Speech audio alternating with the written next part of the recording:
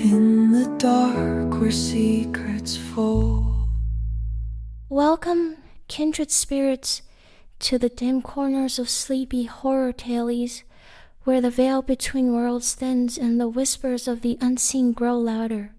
Tonight, we don't merely tell a story, we plunge into the heart of a chilling phenomenon, a tale that twists the very fabric of reality. Forget the familiar, saccharine hauntings of porcelain dolls and gentle, childlike cries.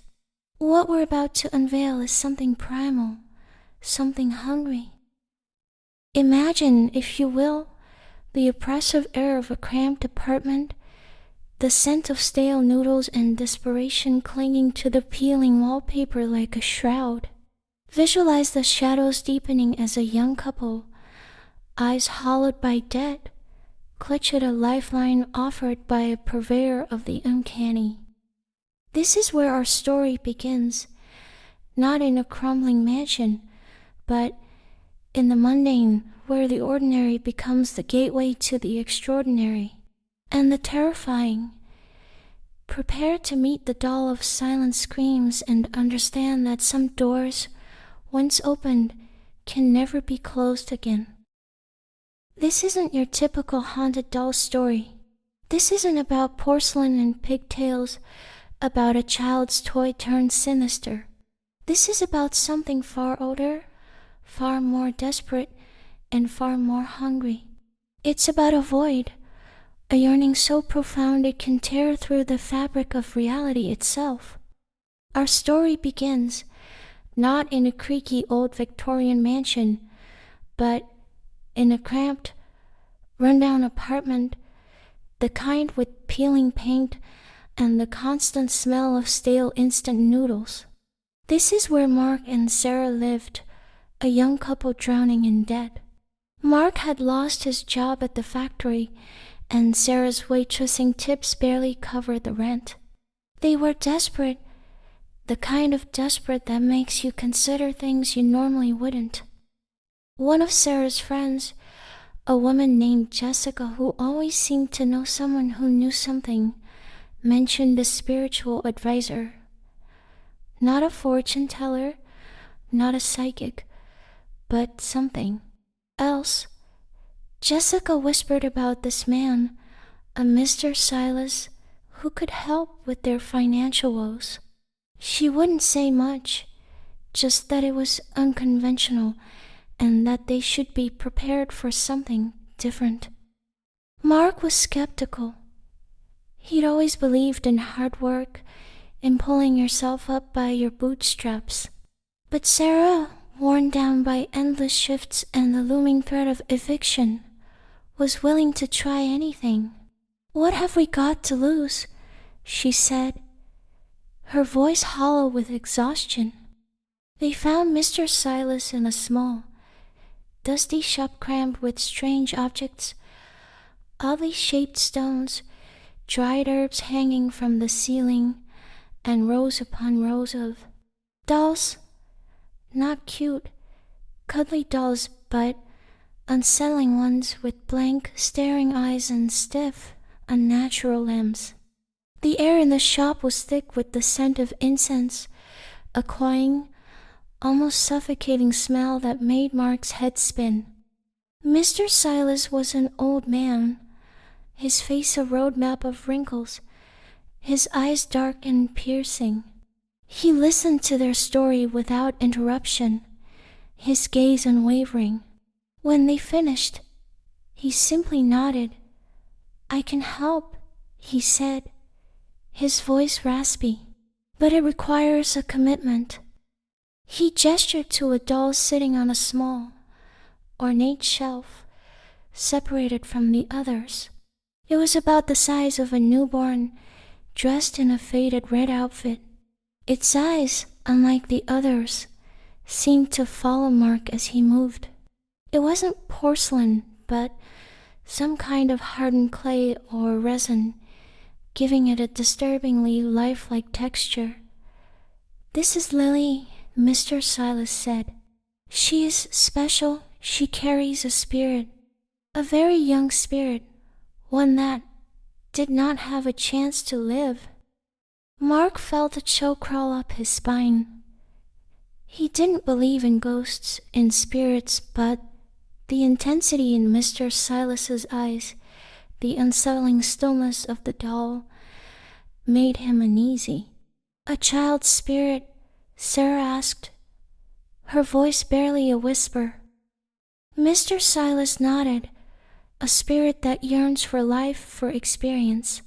It is bound to this vessel. You must treat her as your own child. Feed her, care for her, speak to her. In return, she will help you." He explained that Lily craved things that were red candy, red drinks, red toys. It was a symbolic connection, he said, to life, to vitality. The cost? A significant sum, more than they had, but Mr. Silas assured them that Lily would repay them quickly. Mark was hesitant, but Sarah was desperate. She saw a glimmer of hope, a way out of their crushing debt. They borrowed the money, promising to pay it back as soon as they could, and left the shop with Lily cradled in Sarah's arms. They set up a small altar for Lily in a corner of their apartment, a stark contrast to the surrounding clutter. They bought red soda, red candies, and the small, red plastic car. They even placed Lily above their small shrine to their more traditional American Lucky Charms, which had clearly failed them. They had a young daughter, a 5-year-old named Mia, who eyed the doll with open fear. She usually loved dolls, but she wouldn't go near Lily. "She wants what you ask for," Mr. Silas had told them. "Ask and she will provide. But you must show her respect."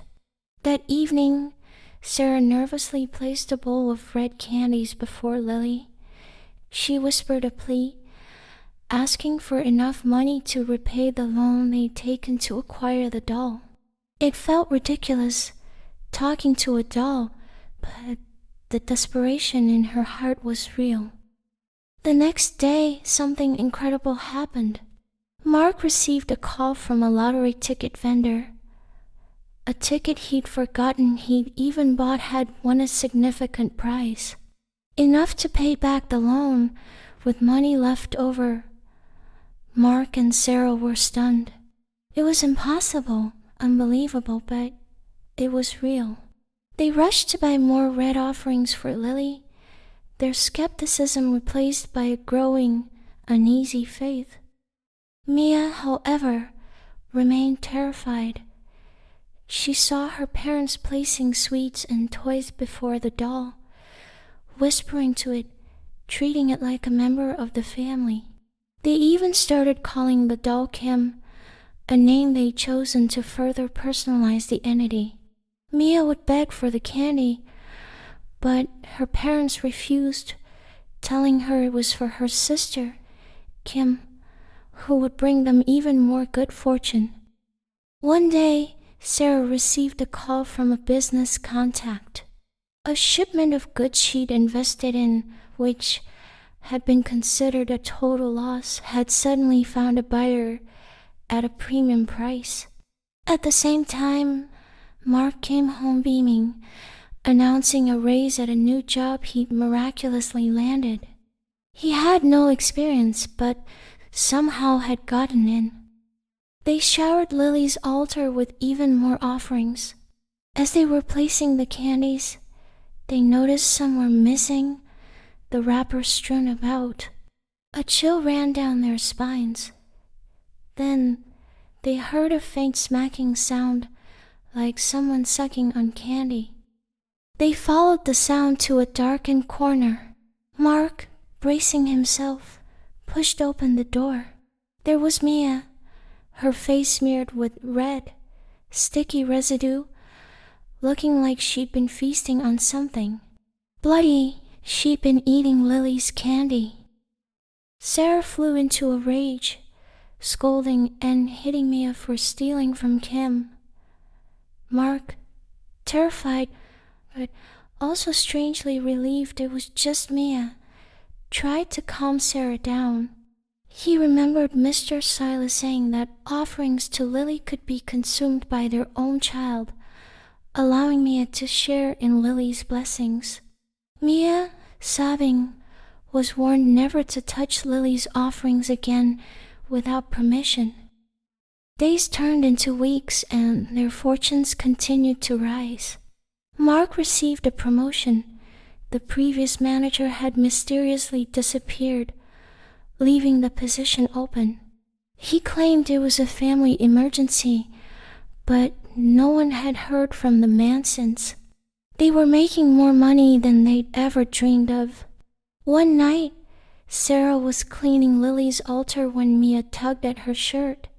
"Mommy," she whispered. Kim drank the soda. "Now she wants chicken blood." Sarah recoiled. "Don't be silly, Mia. Kim only likes sweet things. Go brush your teeth and go to bed." Later that night, Sarah heard a faint pattering sound, like tiny feet running back and forth. "Mia," she called out, annoyed. "Go to sleep." The sound stopped. The next morning, Mark was shaving, preparing for his first day in his new managerial role. Suddenly, he felt a sharp jolt in his elbow, causing the razor to slice a deep gash across his cheek. Blood welled up, staining the sink. Sarah rushed to help, bandaging the wound and throwing the blood-soaked tissues in the trash. After Mark left, Sarah started cleaning. She found the trash can overturned, the contents scattered across the floor. Annoyed, thinking it was a stray cat, she began to clean up. Then she saw it on Lily's altar, among the candies and toys, were the blood-soaked tissues from Mark's shaving accident. Terror seized her. She swept the tissues off the altar, but before she could react, Mia ran over, grabbed a bloody tissue and shoved it into her mouth. "No," Sarah screamed, forcing Mia to spit it out. Mia's mouth was smeared with blood. The memory of Mia's words from the previous night, "Kim wants chicken blood," echoed in Sarah's mind. Driven by a growing fear and a desperate need to appease whatever Lily was, Sarah rushed to the local market and bought a bowl of congealed chicken blood, a common street food snack she'd always found repulsive. She placed it, trembling, before the doll. She reasoned with herself that it was just blood, that people ate it all the time, that it wasn't that different from the other offerings. She whispered to Lily, promising to build her a bigger, better altar, even a whole room if she continued to bring them prosperity. She wanted Lily upstairs, away from their daily lives, away from her sight. The doll's eyes seemed to glint in the dim light, as if it were listening. The offerings of blood continued, and their wealth grew exponentially. Within a month, they were able to buy a large, 2-story house. They moved, setting up Lily's elaborate altar in a room on the top floor, filling it with expensive toys that Mia was forbidden to touch. At night, they could hear noises from above, the clatter of plastic toys, the sound of running feet, and sometimes a chilling, high-pitched giggle. One night, a loud crash echoed from the top floor, followed by Mia's terrified screams. Mark and Sarah burst out of their bedroom to find Mia lying at the bottom of the stairs, her arm broken, her head bleeding. Kim pushed me," Mia sobbed. "She said she was angry. You promised her the top floor of the old house." The realization hit them like a physical blow. Lily was literal, demanding and vengeful. They'd sold the old house, profiting immensely from it, but they'd broken their promise to the entity. Mia was taken to the hospital, and Sarah, fearing for her daughter's life, took her to stay with Sarah's mother, far away from the new house.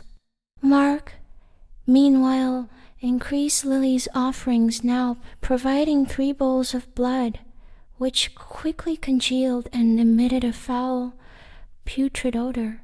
He tried to contact Mr. Silas, but the phone number was disconnected. He learned that Mr. Silas had left the country untraceable. Mark knelt before Lily's altar, begging for forgiveness, promising to buy back the old house, to build the promised room. He received a call from Sarah. Mia was awake, but the doctor said she had severe stomach problems caused by consuming spoiled food. Mark was confused. He'd never given Mia spoiled food. He'd given her Lily's offerings, but how could they have spoiled so quickly?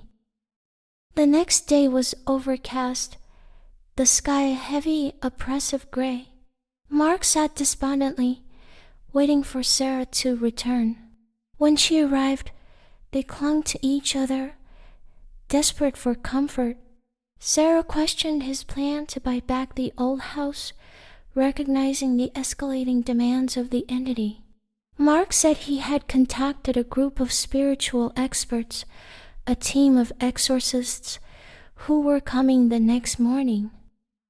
That night, they huddled together in their bedroom, unable to sleep, listening for any sound from the top floor. Suddenly, a deafening crash came from the living room downstairs. Lily was no longer confined to her altar. They heard the sounds of running, of objects being smashed, and then the eerie sound of children's songs playing on the television. Then a knocking at their bedroom door. "Mommy, play with me, play with me," a child's voice whispered, laced with a chilling sweetness.